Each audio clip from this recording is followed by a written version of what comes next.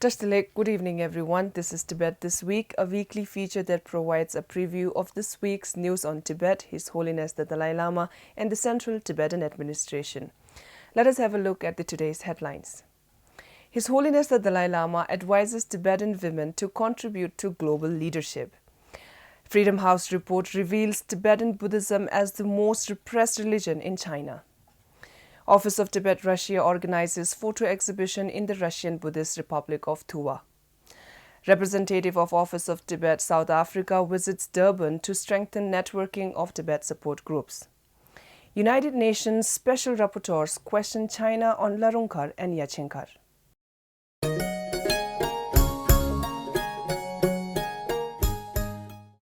The participants of the first Tibetan Women's Empowerment Conference were granted a special audience with His Holiness the Dalai Lama on the last day of the conference, which was held in Dharamshala.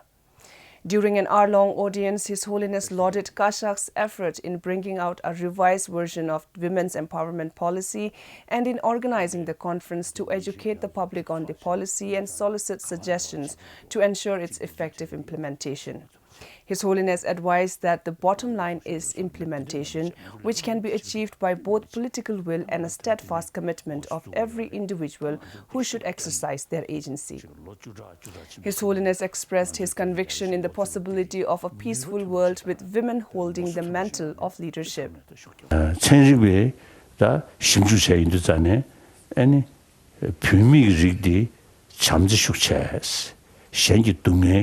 La misibelo di shukchados senjibeshatikdo sadini indunge di da logijine je da ba lo janga simendo chen dan zamuli digala jiyung je shaba yin sheyung gu pong yo maris chamzi pong de yoris da chamzi pong de tuju de chamzi kongbe dongya le ya pyumi gi da ko rangxing gi lu ji zhuche dengne ga da ini be chamzi kongbe dongya ge neba di pyumi le shukcha yori.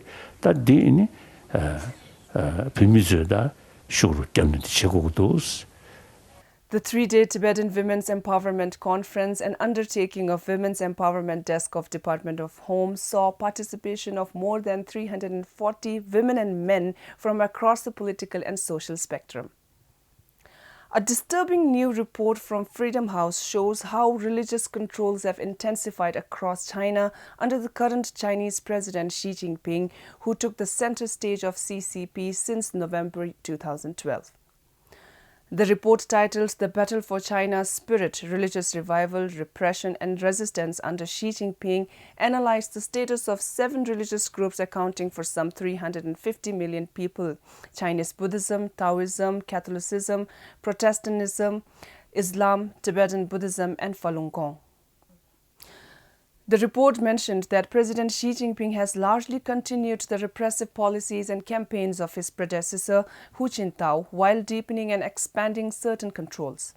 New measures include punishing assistance to self-immolators, cancelling previously permitted festivals, increasing intrusive restrictions on private religious practice, and more proactively manipulating Tibetan Buddhist doctrine and the selection of religious leaders. In 2016, Freedom House report ranked Tibet under Chinese occupation to be second worst in civil and political freedom, with only Syria scoring lower. Let us take a look at the news from overseas offices of Tibet. On Wednesday last week, the travelling photo exhibition titled The Dalai Lama As Long as Space Remains, organized with the support of Telutuku Rinpoche, His Holiness the Dalai Lama's honorary representative in Russia, Mongolia and CIS countries, and Save Tibet Foundation Moscow, reached the capital city of Russian Buddhist Republic of Tuva. Mr. Sholband Karaul, the head of the Republic of Tuva, has supported the idea of holding the photo exhibition, which was launched by the director of the National Museum, coinciding with the celebration of Tuvan Losa called Shaga. His Holiness the Dalai Lama last visited Tuva in the year 1992.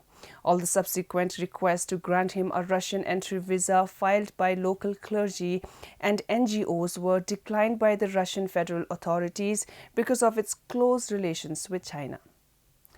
Office of Tibet, South Africa's representative Mr. Ngodup Dorjee visited Durban to strengthen Tibet support group networks.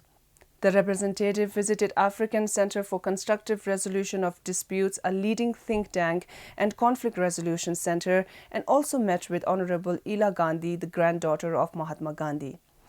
Representative gave a presentation on global significance of Tibetan Plateau to the group of Tibetan Society of South Africa. The visit was organized by Tibetan Society of South Africa, a non-profit organization based in Durban for the last 20 years.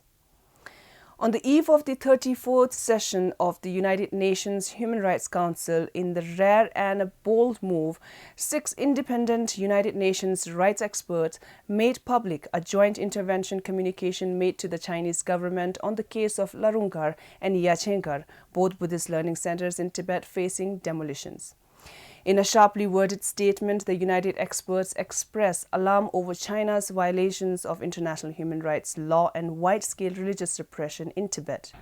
According to the report, the experts brought attention to the severe restrictions of religious freedom in Tibet Autonomous Prefecture, including mass expulsion of religious practitioners from Larung and Yarchen, demolitions of monastic homes in Larung, and the cultural and environmental impacts of the mining activities at Amchok, as well as excessive use of force against and arbitrary arrest and detention of peaceful protesters.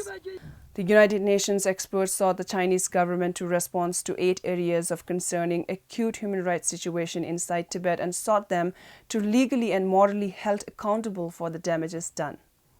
That is the end of the news this week. Thank you for watching Tibettv. See you next Friday.